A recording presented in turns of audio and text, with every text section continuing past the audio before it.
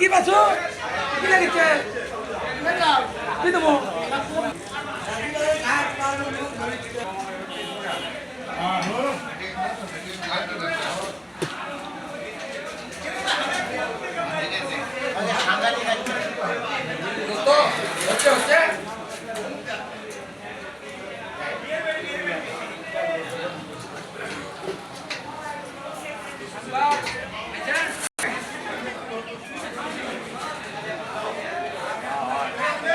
সাংবাদিক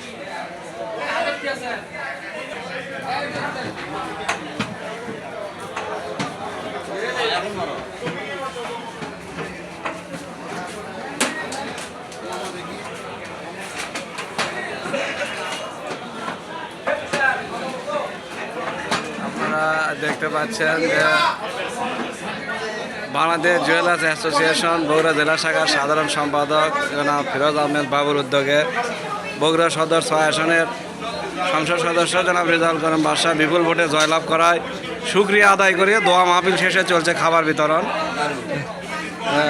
আপনাদেরকে দেখানোর চেষ্টা করছি যে প্রায় 1000 লোকের আয়োজন,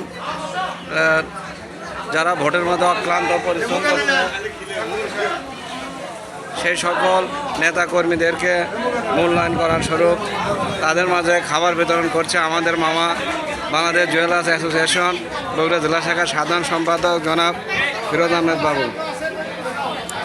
বিশাল আয়োজন, 1000 লোকের আয়োজন।